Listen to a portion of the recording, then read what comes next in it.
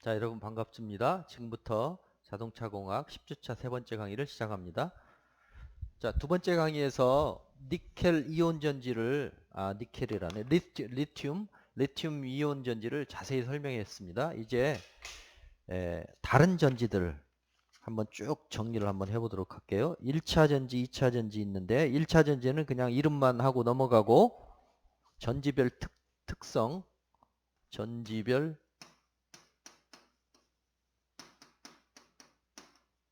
특성을 좀 요약을 해볼게요. 1차 전지는 그냥 1차 전지는 한번 충전하고 충전이 안 되고 처음에 충전된 상태로 나오면 쓰고 버리는 거죠. 그래서 재충전이 안 되는 거. 주로 망간 전지, 알칼리 망간 전지,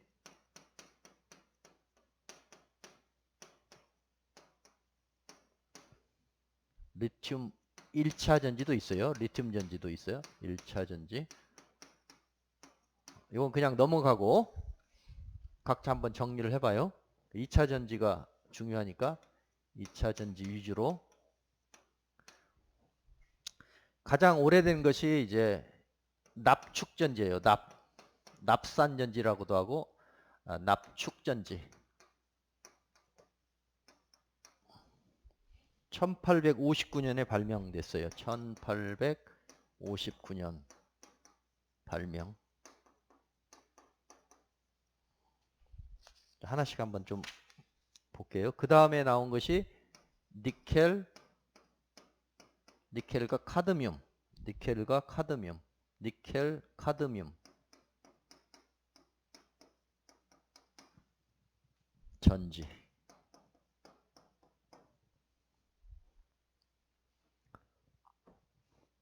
이게 대략 1899년에 발명이 되고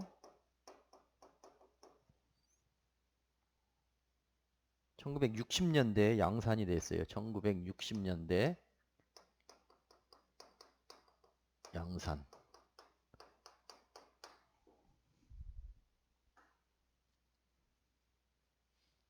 그 다음에 우선 이제 쭉 한번 써보고 나서 하나씩 간략하게 특성을 좀 살펴볼게요. 세 번째가 니켈 수소전지.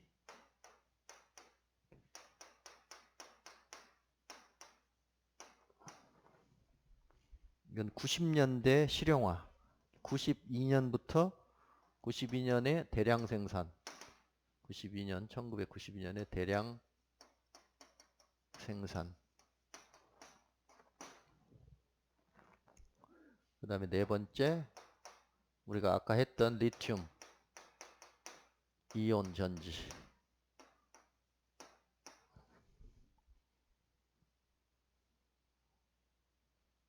있었고, 현재 진행형이지. 리튬 이온은 이제 2000년 넘어와서 주로 많이 사용되고 있고, 다섯 번째로 리튬 폴리머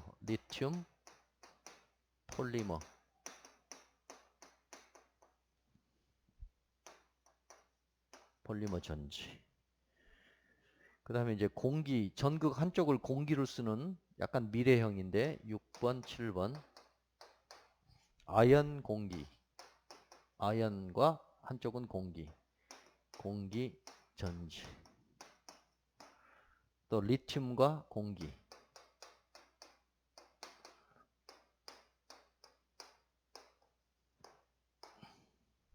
이런 정도의 2차 전지가 있다 기억하시면 좋겠어요. 과거형으로는 납축전지, 니켈 카드뮴 전지 꽤 오래된 거고, 그 다음에 니켈 수소를 쓰다가 리튬 이온으로 지금 넘어온 상태, 현재가 이제 이 상태라고 보면 되고요. 리튬 폴리머도 좀 연구가 되고 있고 일부 나오고 있어요. 이 상태. 납축전지를 주요 특성을 몇 가지만 보면은 이제 지금 자동차 기초 전원으로 많이 사용됐었고 가격이 저렴해요. 넓은 여러 가지 장점이 있어요. 그래서 이건 납으로 플러스 극은 산화납을 쓰고요. 산화납, 정극, 양극은 산화납, PbO2를 쓰고 음극은 납을 그냥 쓰고 그 사이에 전해질로 황산을 써요. 황산 수용액 H2SO, SO4 수용액 아쿠아 이렇게 쓴다. 그러니까 납이야. 한쪽은 산화납, 다른 쪽은 그냥 납. 두 개를 이제 전극으로 삼고 그 사이에 황산을 묽은 황산을 이제 집어넣은 거죠. 그렇게 만들면 이제 양극에서 이제 그 납 이온이 이제 이거 뭐 수식 쓸 필요는 없겠지만 수식 한번 써보면은 참고로 PbO2가 EH2SO4와 그 다음에 납 Pb 이런 상태였는데 이게 이제 PbSO4로 되고 EH2O가 되고 물이 되고 PbSO4 이게 가운데 이제 전해질이 있어서 이쪽 요 PbSO4로 바뀌면서 황산 용액이 이제 물로 바뀌는 거죠. 이 황산이 이쪽으로 달라붙는 거네. 네? 이쪽으로 달라붙으면서 이제 산화가 일어나는 거지. SO4. 그래서 전자가 이동이 되는 방식으로 돼 있어요. 저 수식은 몰라도 돼. 이번 시간에는 이번 학기에는 그냥 참고로 여러분들이 좀 자세히 알고 싶으면 납축전지 부분을 좀 찾아서 그 화학 반응식까지 좀 정리해두면 좋겠어요. 그걸 제가 시험 문제 내지는 않겠지만 좀 관심 있는 사람은 거기까지 나가면 더 좋겠고. 그런데 여기 이제 납이 별로 안 좋잖아요. 납도 안 좋고 황산도 안 좋잖아. 우리 인체에도 안 좋고. 그래서 그걸 이제 폐기하게 되고 그 다음에 나온 것이 니켈 카드뮴으로 돼 있어요. 그래서 황산 대신에 황산이 인체에 안 좋기 때문에 폐기물 문제도 있고 이걸 알칼리로 바꿔요. 알칼리 수용액. 황산 수용액을 알칼리 수용액으로 이렇게 바꿔서 썼다. 그래서 전동 공구나 휴대용 전자기기로 썼다. 전동 공구나 휴대용 전자기기.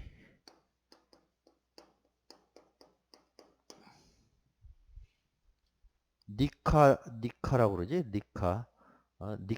니카드 전지. 그래서 어떻게 보면 이게 실제 그 휴대용 전자기기, 뭐 소니에서 나온 아마 최초의 그 배터리도 이거 니카드 전지였을 거예요. 이렇게 해서 리차저블이라고 해서 나도 기억이 나는데 소니 건가? 소니가 니카드 전지.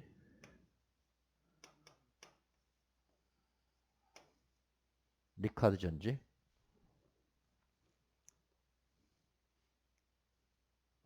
근데 이거는 좀 단점이 하나 있는데 이 니카드 전지의 단점. 니켈, 카드뮴 전지의 단점 중에 하나가 메모리 효과가 있어요. 메모리 효과. 단점이 메모리 효과인데 이건 이제 중요한 개념이니까 메모리 효과가 무엇인지 이해를 했으면 좋겠어요. 메모리 이펙트. 메모리 이펙트가 있으면 성능이 갈수록 안 좋아져. 메모리 효과 때문에 오래 쓰면 쓸수록 성능이 저하된다. 쓸수록 사용할수록 오래 사용할수록 쓰면 쓸수록 사용할수록 충전 방전을 많이 할수록 사용할수록 성능 충전이 덜 되는 거지. 성능 저하. 그래서 이 메모리 효과를 뭐 가장 쉽게 그림으로 표현을 해보면 이런 거예요. 지금 한 30% 남았는데 30% 정도 아직 더 쓸 수 있는데 우리 충전하잖아요. 충전해. 예. 그래서 100%를 만들고 싶어. 이렇게. 그래서 그럼 여기 30 여기 30 70%를 충전했겠지? 어. 이렇게 했는데 이게 조금 있으면 금방 70으로 바뀌어 버려요. 70으로. 이렇게. 그러니까 메모리 효과라는 게 뭐냐면 충전하는 순간 기본 용량이 70이라고 생각하는 거야. 그렇게 기억하는 거야. 그래서 70 채우고 나면 그 다음에는 100이 안 돼. 오래 쓰면서 처음에는 이렇지 않겠지. 처음에는 거의 뭐 90%, 95% 되겠죠. 근데 오래 시간이 이 사이클이 거쳐지면 이제 이런 효과가 거듭해서 나타나기 때문에 점점점 시간에 따라서 성능이 떨어지는데 이런 걸 자동차 그 전기 자동차에 쓰면 곤란하겠죠. 그래서 전기 자동차용은 메모리 효과가 없는 걸 써야 돼. 그 대표적인 것이 리튬 이온 전지. 메모리 효과가 없어서 그냥 부분 충전 이렇게 메모리 효과가 있으면 풀로 충전해서 최대한 0이 될 때까지 쓰고 또 풀로 충전해서 쓰고 그렇게 해야 되겠지. 불편해. 근데 자동차처럼 뭐 회생 동력을 이용해서 다시 재충전하면서 쓰는 반복적으로 재충전하는 부분 충전, 부분 방전 이런 시스템에서는 굉장히 안 좋은 거죠. 이해됐죠? 그리고 장기적으로도 안 좋고 물론. 그래서 니켈 카드뮴 전지는 카드뮴이 이게 아주 안 좋은 그 중독성 뭐라 그래 그걸 저 독극성 물질이기 때문에 또 안 좋기도 하고 또 비싸기도 하고 또 메모리 효과 때문에 좀 기피하고 있는 추세다. 그렇게 이해를 하시면 되겠어요. 그 다음이 이제 니켈 수소 전지인데 92년 리튬 이온 전지 나오기 전에 니켈 수소 전지가 이제 저기 니켈 카드뮴을 좀 대체하는 역할을 했죠. 그래서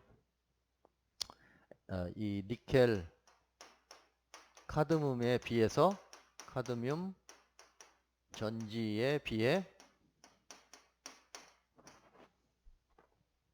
더 에너지 밀도가 커요. 에너지 밀도가 크다. 그리고 카드뮴 저기 중금속인데 공해 문제도 없다. 공해 물질이 없다. 카드뮴이 없다.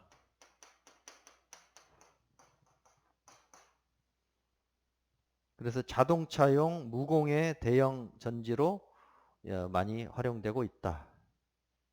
근데 이제 단점 중에 메모리 효과가 이것도 있긴 있어요. 좀 작지만 메모리 효과가 약간 있다. 그래서 이게 단점이야. 그래서 별로 안 좋죠. 그래서 이제 리튬이온이 더 각광을 받는 건데 리튬이온은 아까 자세히 설명했으니까 전압은 주로 3.6V 짜리로 해서 휴대폰에 많이 쓰고 뭐 휴대폰 뭐 그다음에 캠코더 디지털 카메라 각종 전자기기에 많이 쓰고 이제 자동차용 쓰려면 훨씬 더 볼트지가 커야 되니까 이걸 여러 개 직렬 연결 수백 개를 직렬 연결을 쭉 해가지고 아까 그 어디야 테슬라 같은 경우 그렇게 하는 거고 그다음에 이제 뭐 파우치형이라든가 사각형이라든가 이런 거는 아예 좀 더 큰 걸 만들 수 있겠지 셀을 만들어서 셀을 여러 개 해서 어, 셀을 여러 개 하면 뭐라고 그랬어? 어? 모듈이 되고 모듈을 여러 개 하면 팩이 되죠. 팩. 내가 전에 스택이라고 그랬는데 스택은 이제 연료전지에 쓰는 용어고 팩, 팩,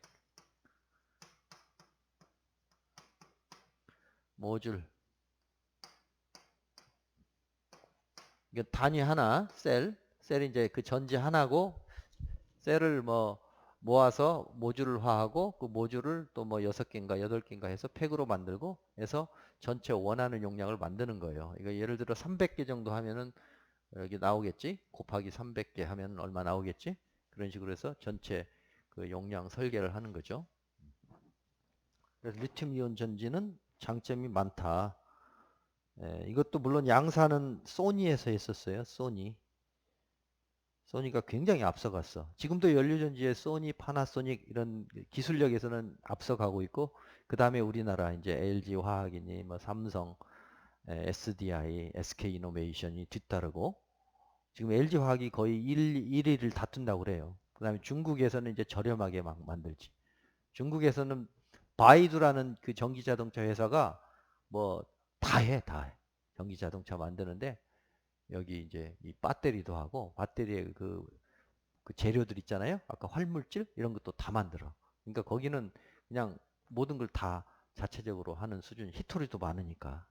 그래서 가장 강력한 지금 전기자동차 생산량은 중국이 굉장히 세계 최고죠.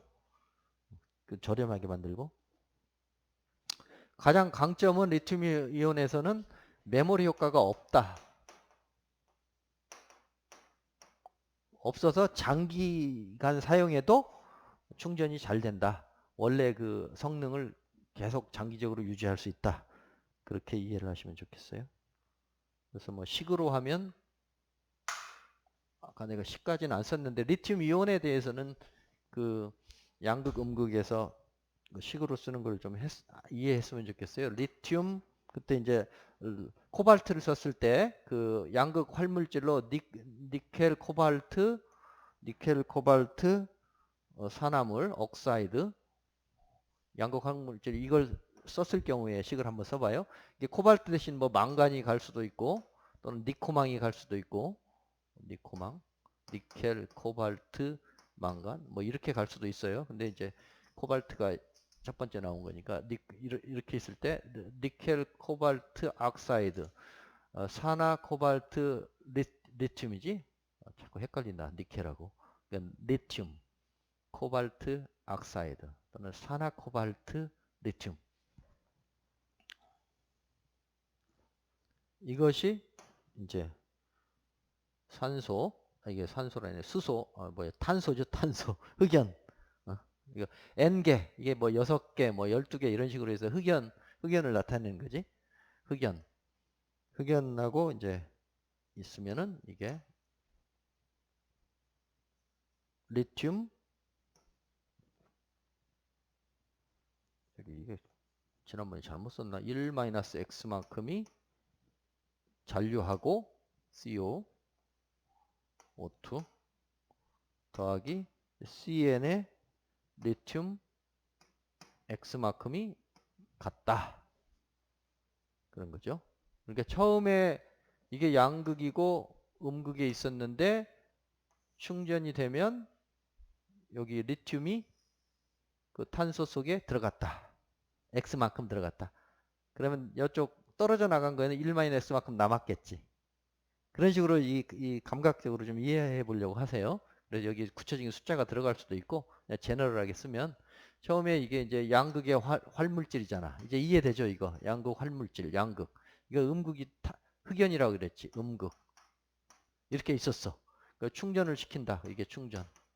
충전을 시키면 여기에 활물질에 여기에 녹아있던 리튬이 떨어져 나와가지고 리튬 이온이 되고 전자가 도선으로 간다고 그랬잖아요. 그래서 쭉 해서 여기 몇 개 일부가 이쪽에 와서 갖다 분리막이 있고 붙으니까 충전된 상태에서는 100%는 아니고 지금 X%만큼 50%, 60%, 70% X%만큼 여기 탄소에 포함이 됐다. 그런 뜻이야, 리튬이. 그럼 이때 이제 전기가 이렇게 충전이 되는 거지. 이해됐어요? 그래서 이 X가 많으면 많을수록 더 충전이 많이 되는 거야. 그러면 여기에 잔류하고 있는 것은 떨어져 나간 것만큼 1-X만큼 여기 현재 남아있는 거고. 그래서 여기에 리튬 1-X만큼 있고 나머지는 그대로. 이해됐죠? X만큼 리튬 X개만큼이 떨어져 나가가지고 음극 쪽에 갖다 붙었다. 그렇게 이해를 하시면 되겠습니다. 됐고 그 다음에 이제 리튬 폴리머.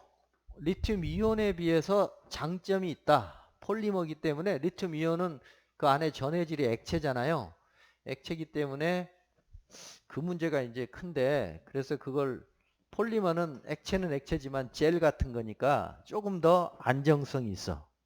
리튬 이온에 대해서 장점이 있다. 리튬 폴리머이기 때문에 좀 폭발 위험이 적어요. 폭발 위험이 적다. 뭐 없다고 하는데 뭐 이거 적다고 해야 되겠지. 적다. 그리고 젤 타입이니까 전해질이 젤 타입. 약간 고체 전지 모양을 다양하게 뭐 구부려 가지고 다양한 모양의 전지, 다양한 모양의 전지를 만드는데 유리하겠죠. 어?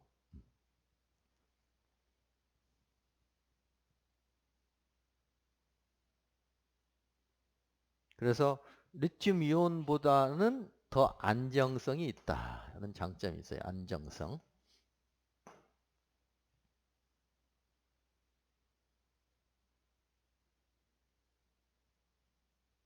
근데 가격이 비싸. 고가. 고가하고 제조가 좀 어렵고 제조가 어렵다. 어려움이 있고 또 고용량화 하기가 어렵다. 고용량화가 어렵다. 이런 단점이 있어요. 장점만 있을 수는 없겠지. 리튬 이온에 비해서 장점이라고 하면은 젤 타입이니까 좀 다양한 모양으로 만들 수 있는 면, 그 다음에 폭발성이나 안정성에서 더 유리한 측면이 있지만 가격도 비싸고 만들기도 좀 어렵다. 그리고 고용량화하기도 어렵다. 확장성이 좀 부족하다. 그런 특성이 있습니다. 그 다음에 이제 좀 미래형으로 아연 공기전지, 리튬 공기전지가 있어요. 아연 공기전지는 이제 이론으로 나온 건 오래됐는데 19세기 말부터 20세기 초에 이제 이론도 나오고 일부 좀 개발도 됐다고 해요. 그래서 주로 단추형 또는 동전형, 단추 모양이니까 동전같이 생긴 거 납작한 거죠. 단추형, 동전형, 단추형, 의료기, 이제 보청기에 들어간 아주 작은 거 있어요. 보청기 용도. 그러니까 에너지 밀도가 높겠지. 작은데 이 기능을 해야 되니까 고에너지 밀도. 또 큰 전기 용량. 굉장히 큰 장점을 가지고 있어요. 그래서 그 양극은 산소, 공기 중에 산소, 음극은 아연. 그러니까 아연과 공기지. 여기서 공기라는 건 이제 산소를 의미하고 산소와 공기를 두 극으로 한다. 그 다음에 리튬 공기. 리튬 공기는 아연 공기와 원리는 비슷하죠.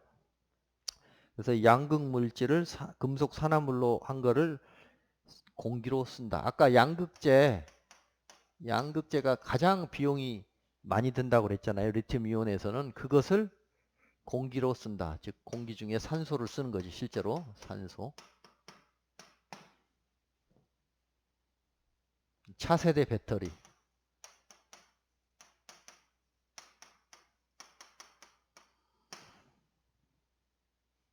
에너지 밀도가 훨씬 커요. 리튬 이온에 비해서 하여튼 공기 산소를 이용하는 것은 에너지 밀도가 크다. 그리고 한 번 쓰면 또 밀도가 크니까 오래 갈 수 있어요. 한 번 충전으로 600km 이상 갈 수 있다. 갈 수 있는 가능성이 있다. 이상.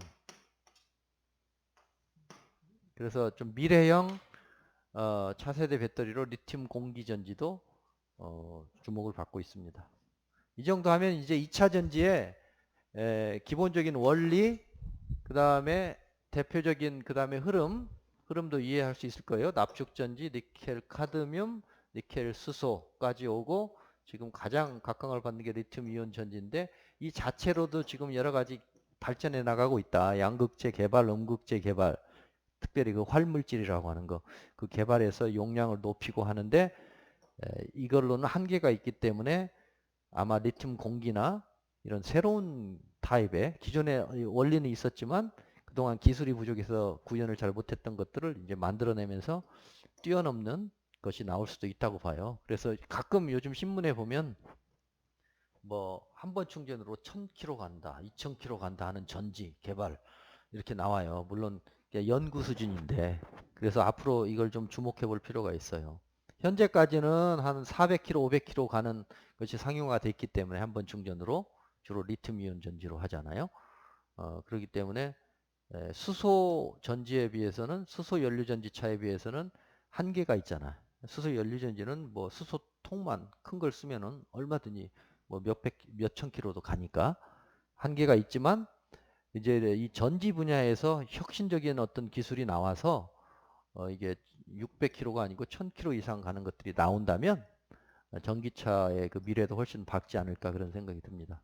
그래서 요 정도에서 제가 이제 전지 부분을 설명을 드리고 다음 이제 11주, 12주, 13주 한 3주 남았죠? 3주 동안은 이 전지 조금 더 미진한 부분들 추가할 게 있으면 좀 하고 이제 연료 전지로 들어가도록 할게요.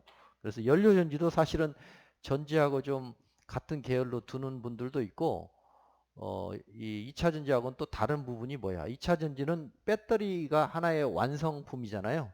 근데 연료 전지는 이 수소라는 연료를 넣는 거지. 그러니까 약간 달라 차원이. 전지를 이용하긴 하지만 전지에서 전기를 생산하는데 수소를 집어넣어준 연료를 집어넣는 전지지. 예? 그래서 연료 전지라는 말을 써요. fuel 셀이지. 연료를 집어넣어서 전지가 작동되도록 한다. 장점은 그 연료를 통에 보관할 수 있다. 이동이 좋다. 그래서 좀 전기가 남아돌 때 또는 태양광이나 이런 풍력 발전을 통해서 어, 만든 것들을 보관하는 용도로 아주 좋겠다. 그래서 지금 수소 경제가 사실 그런 차원에서 지금 전 세계적으로 수소 경제 그 현상으로 가고 있어요. 그래서 전 세계 국가들이 지금 공해를 줄이기 위해서 전기차나 수소차를 밀고 있어.